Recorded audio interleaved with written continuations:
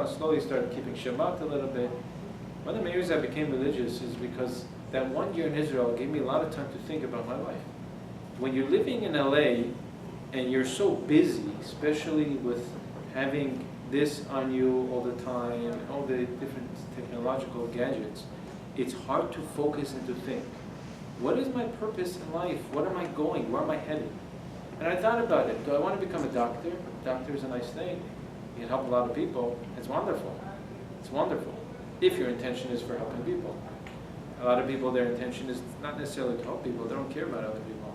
They just want to make the big bucks. They want to make the big money.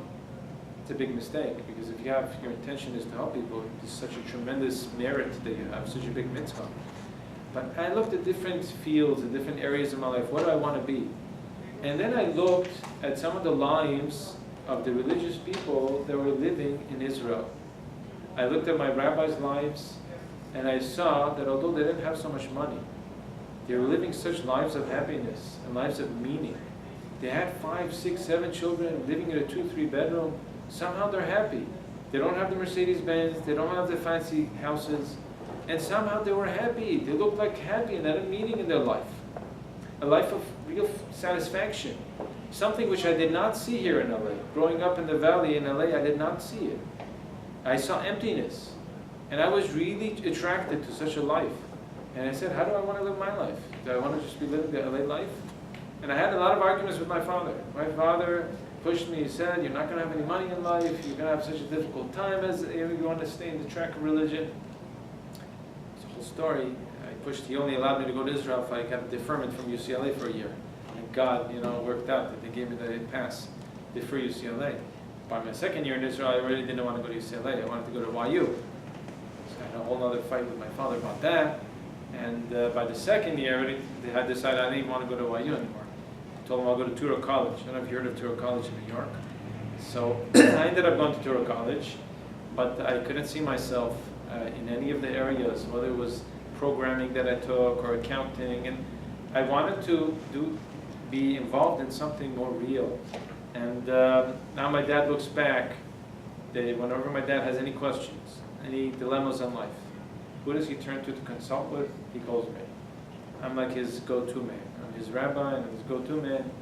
And although my brother is wonderful, he's doing amazing stuff, my brother. He's religious and doing amazing things. He said, I wish I would have sent him to yeshiva for a year. That's what my dad says now, looking back. My younger brother went to yeshiva, ended up also following my track. Ended up getting married. Now he took over my position in New York as the rabbi in Plainview. But it's something, something to think about. What the purpose of life, the point of life, where we're headed, is this really what God intended in living it up here? I share with you Orchot Tzadikim. This is one of the Musar books, Ethical Discourse. There's one paragraph that's very telling in this book. This was written about 500 years ago. The author is anonymous, and it's such a powerful paragraph that it hit me, and I wanted to share it with you.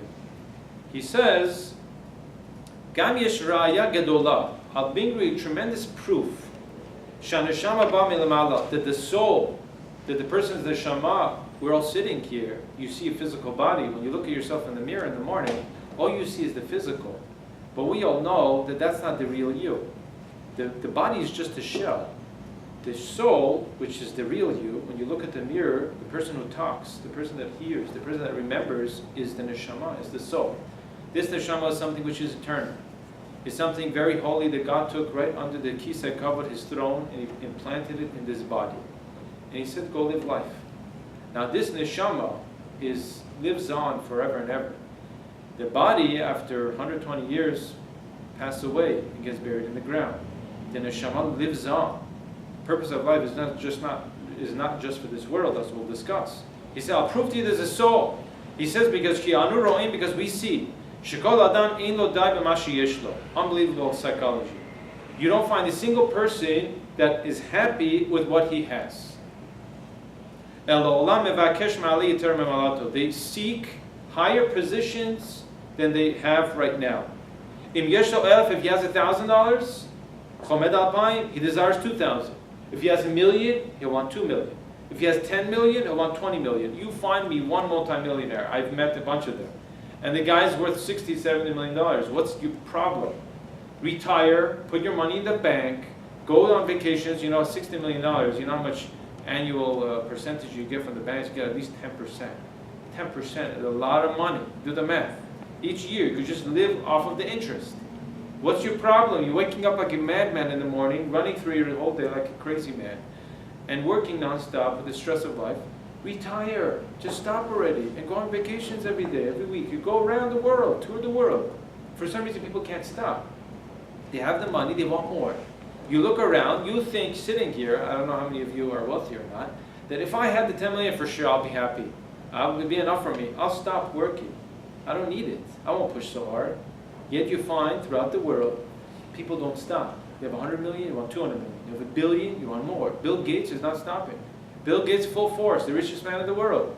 Non-stop working. Why? Because you want more. You want to amass more money and more honor, more fame, more glory. If you're a king in one country, you want to rule over another country. It's not enough to have one country, you want to have 2 countries. What's up with that? Why are people like that? Why can't you just be content with what you have? He says that you don't have a single king in the world. That does not seek a higher position and a higher standing of power than what he already has. He says, you know why? Because if you think about it, this is really counterproductive. If God intended for us to be happy in this world, and He wants us to be happy, no. God is the ultimate giver and kindly God. He wants us to be happy. The fact that we have this drive is counterproductive to being happy. Why would He implant such a drive within us? It's never enough. You get the nice car, you get tired of it. You want something new. The Mercedes doesn't do it. You have Maserati. Move on from the Maserati. Next, a year later, a different car. The neighbor. That basically every 6-7 months she's switching her cars.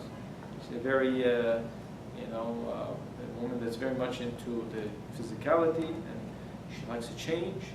Every 6-7 months, moving on to another car. It's not enough. This is counterproductive to being happy. Why did God create us with this drive? You have to think about that. He says, you know why? It's one reason. Is because we're built in, God implanted in us this neshama, the soul. And this neshama yearns for something real, something spiritual, something meaningful in life. And it's such a powerful drive that you feed it all the physicality in the world, it's not going to be content. You have that voice inside of you, the inner voice and the moral compass telling you that there has to be something more real than this. And you want more. You know why God did that? He created this neshama because He wants to give you the greatest reward in the next world, which is the world of pleasure, which I'm going to discuss. He wanted you to have the most. The reason why you have this drive, this unending drive for more, people mischannel it towards physicality, towards amassing the wealth and the cars and everything else. But why did God place it in us? To not be happy and content with mediocrity, to be average. God wants you to be the greatest human being ever possible. Greatest human being spiritual. Because our success, a definition of success, is a spiritual, is defined through spiritual success. Physicality, there's animals also, involved in physicality. The only difference between us and animals is that we have the free choice to decide to be spiritual beings, to be outer-centered, to be selfless, to focus on all the character traits. That's the difference between us and animals.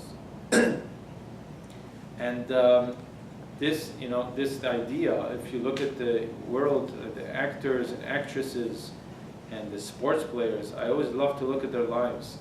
I get such a boost when I look at their lives.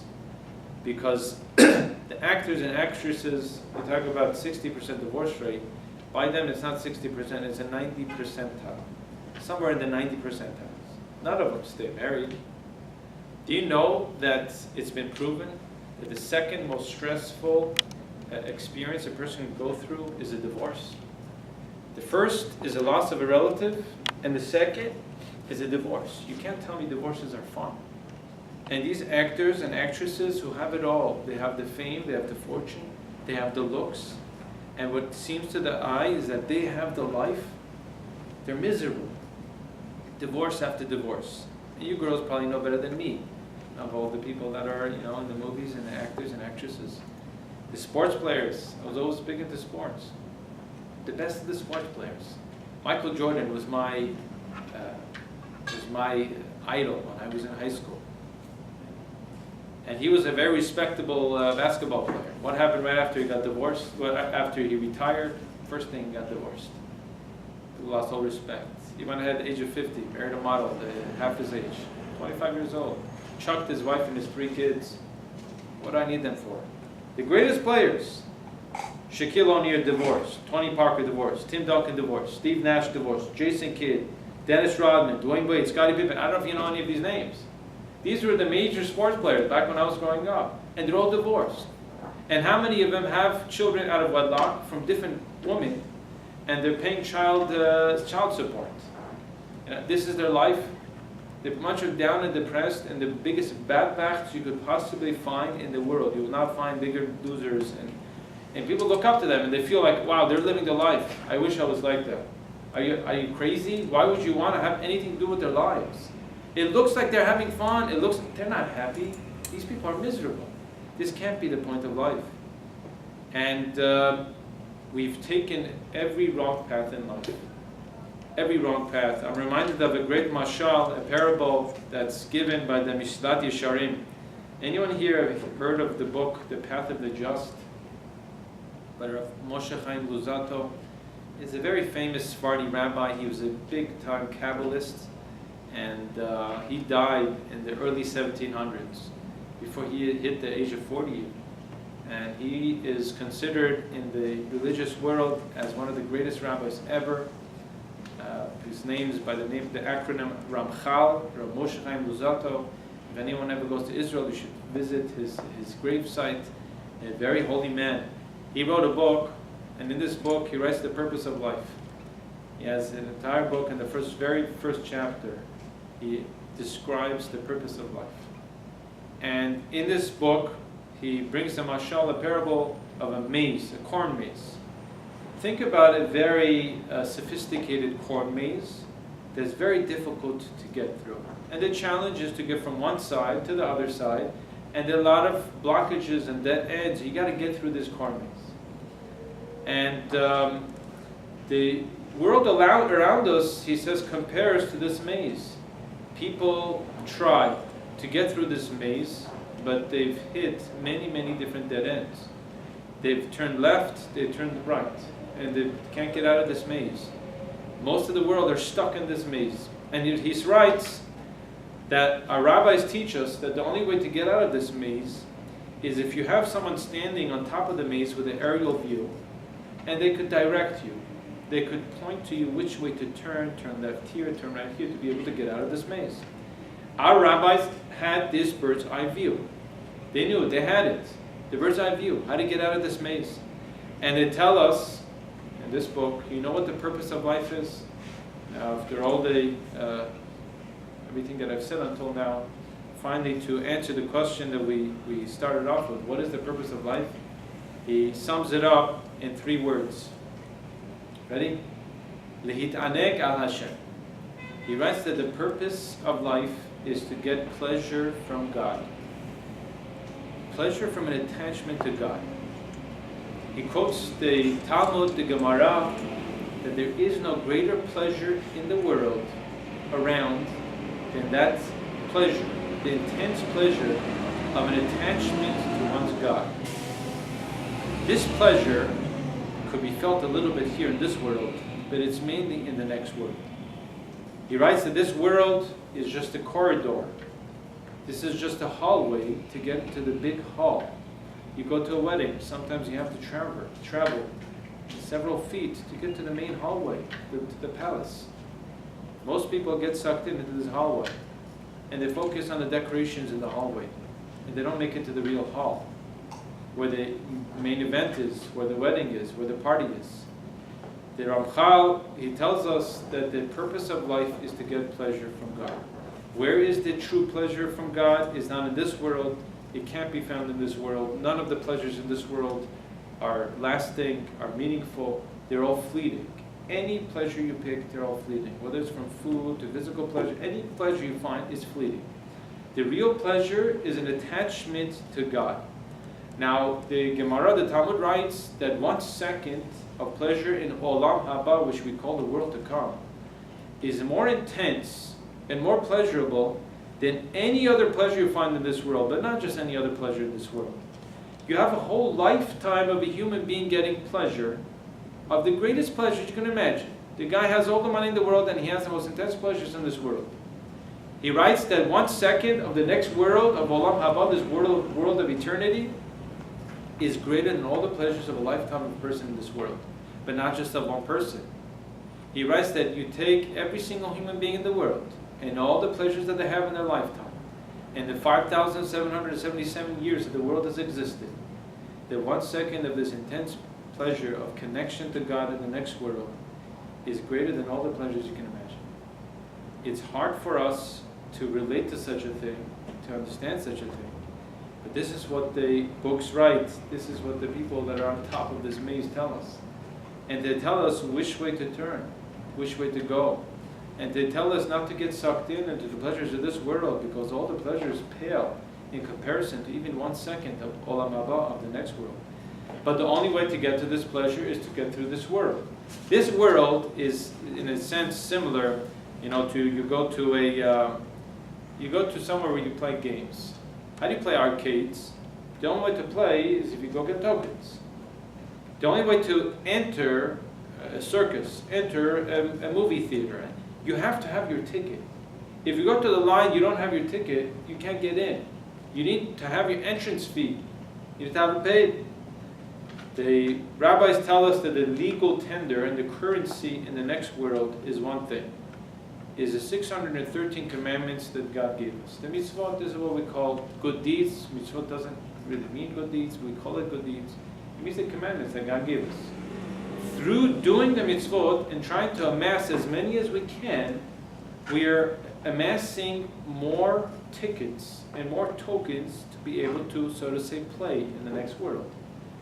The more tokens you have, the more ability you have to have pleasure upstairs. The more tokens you have in this world, the more arcade games you get to play. The more tokens you amass in this world, the more pleasure you have in the next world. And the obvious question that remains is, why didn't, if God wants us to have pleasure, God wasn't bored when He created us. God was not bored. He didn't need entertainment from these little people running around. Life was very boring upstairs. That's why He created us. He didn't need that. God is perfect. He doesn't need anything.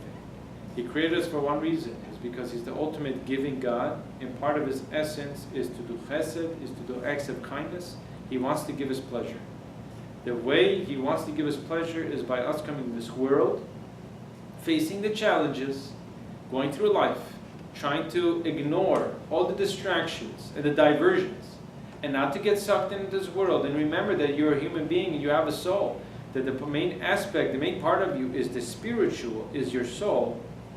Through that, a person will be able to get Olam Haba. So far makes sense? God is the ultimate Bal Chesed. He's the person who's the ultimate, His essence is giving. He wants to give us reward and pleasure. The way He wants to give us the pleasure is to come to this world, to face the challenges and face the fight, to succeed by doing the mitzvot and overcoming all our desires and passions, and to get to the next world and to have our ultimate pleasure. Does that make sense so far? There should be obvious question you should be bothered by at this point. What is the question? Rose, we encourage you to really think critically if there's something that you would like to even argue. Yeah, please. I'm just preaching here. I do enough preaching. Okay, so please ask your questions. If you have any comments, answers. So I'll set it up one more time, and there's an obvious question you girls should be bothered by. God is the ultimate, kindly, giving God. His essence is to do good for people. He wants to give us pleasure. So He took us, He placed us in this world to go through the struggles, to be able to attain the pleasure, to be able to do good, stay away from bad, what the Torah defines, what God defines as bad, not what people define as bad, because people define abortion as very good. That's not how God defines it. What God defines as good and bad. to do good, stay away from bad, and to be able to get the highest level of pleasure of Olam Haba, of the next world, the world of eternity, as possible. So what is the obvious question on this? Maybe it's not so obvious. The girls are like, okay, it's saying it's an obvious question. I'm feeling really dumb right now. So why does God have to give us a more roundabout way? Right? Why doesn't God make it, I guess the question is, easy for us to just get to Olam Haba? Why do we have to go through the challenges? So good. She nailed the question. The question is as follows. If God wants to give us pleasure, He wants to do good for us, why don't you just take us as the souls, which already explained that we are the souls, take us and put us in the world of the souls, on Olam Haba. Why do we have to come to this world of lies, and it's so easy to mess up and get sucked in with all the things that are going on around us? Take us directly and put us upstairs in the world of pleasure. You hear the question? Direct pleasure. You want to give us good. You want to give us pleasure. So take me and put me in the world of bliss, in the world of Gan Eden, the Garden of Eden. Yes? Okay, well, I think maybe the whole point is that you have to kind of work your way to the top. Like you have to, it's not just like facing certain things and then getting there. Like you have to sort of earn your way there. You have Why? To earn it. Why do you have to earn it? Because the whole point is that God didn't make it like easy for us to just get what we want and to be happy. Like happiness needs to be earned through like through hard work or through like different things. Like I mean, what would happen if He took you, just put you into Olam Haba in the next world, and He just gave you unending pleasure? What would your feeling be? You're very good. You hit the money. Yeah. You wouldn't like appreciate it, and then you look for something to like have more happiness, and it'd just be the same thing that you're going through now, like the real world. Okay, good. Yes. Yeah. Okay, very good, girls. Now, I'll give you an example. What's more meaningful to you, right? What has more meaning to you? If your friend comes along and says, listen, I was able to get my hands on a couple of Knott's Berry Farm tickets, and here, take one. Which one do you appreciate more? That, or coming and sitting for 6-7 hours of lectures and earning your Knott's Berry Farm ticket? Huh? If you go to work and you have to put in a lot of effort, and over the summer you work like a dog to make $1,000, you'll be very careful how you spend that $1,000. As opposed to if your grandmother or grandfather, for your bat mitzvah, for your birthday, they come along and they give you $1,000. You won't have the same appreciation for it. So you nailed it. You girls are all very, very good. You got the answer. If God would have taken us and put us straight into Olam Haba, this is what the Kabbalists call Nahama de Gisufa, means the bread of shame. In the world of truth upstairs, if God just gives you pleasure and you didn't earn it, it's not like here in this world. You know, people think that mofchori, you know what mofchori is? It's good. It feels good to be mofchor. In the world of truth, it's not so good. In the world of truth, it hurts. It's embarrassing. It's degrading. I want to earn it. I don't need someone else giving me this. Nahama de Gisufa, the bread of ashamed. Yes? Oh, okay. I was just gonna say, like, I think a lot of people like take life for granted, and they don't like a lot of people would rather take like the easy path to like their success, but like as you were saying, like if you just sort of like work towards a goal and like always you're more likely to appreciate the outcome. So Definitely. Yes. Very good. I know I'm a long time. I just have to finish up over here the last 2 minutes. So in a nutshell, so God took us. We're made, composed, and comprised of 2 parts. We have the physical body, and you have the neshama, the soul. And your goal, God places in this world, and He says, go live in a world of darkness. And you have all the challenges, and you hit left and right. The goal of life is to remember that the real you is the spiritual you, is the soul, and that soul lives on. And God says, don't get sucked into the darkness of this world. I'm not against the pleasures of this world. Don't think that I'm preaching that you should stay far away from pleasures. We're very much into pleasure in the Jewish religion.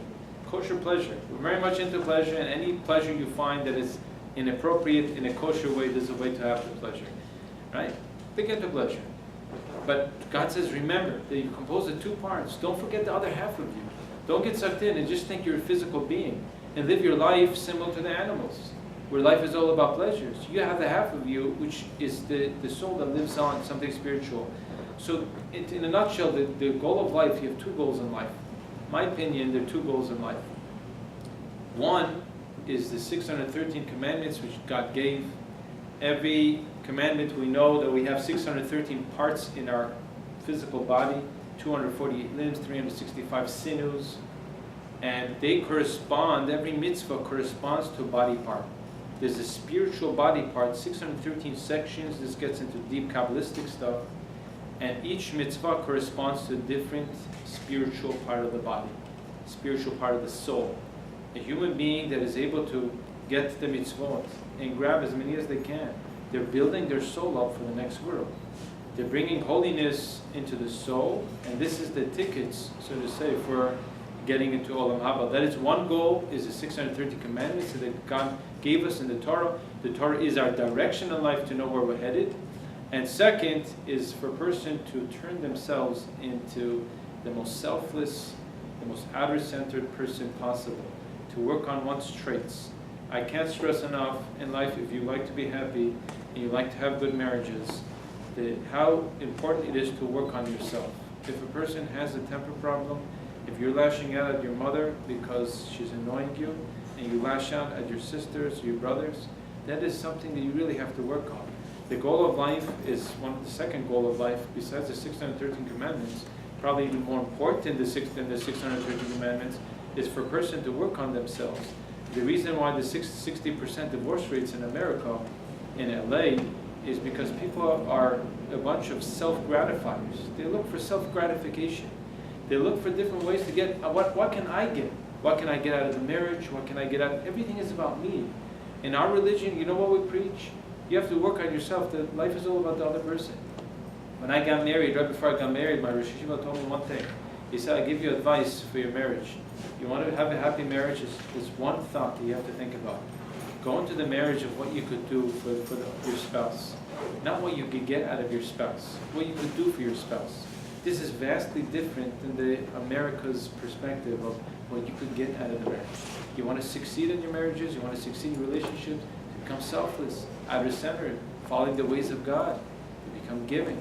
These are the character flaws that we have. Whatever areas that people are lacking in their character traits, it's something to definitely to work on. And you should know, by the way, one last thing is that in yeshiva, all the years that I was in yeshiva, 14 years I was there were 2 or 3 incidents of divorces. Of the thousands of people that went through my yeshiva, there's about 600 people each year in my yeshiva. And of the 14 years I was there was a handful maybe of divorce cases. That's less than 1%. You compare that to a world which is hitting 50 to 60%. And you start thinking something has to give. How come we're over here in LA holding at 60%, and the yeshiva people, they're holding under 1%? They're doing something really right, and we're doing something really wrong over here. And I think the answer is, all the years in yeshiva, if you want me to sum up in 1 or 2 sentences, is self-improvement, self-perfection. Work on yourself to become a better person. Work on yourself to become giving. Work on yourself that you shouldn't get angry. You shouldn't get angry at your wife. You shouldn't get angry at your kids. To have control. To not be running after every pleasure in the world. Not be a slave to your passions and desires. These things are not easy. It takes a lot of work. But this is the goal of life. This is the mission of life. God should help all of us that we should be able to reach the highest levels of Olam Haba and attain the highest levels of spirituality. Thank you.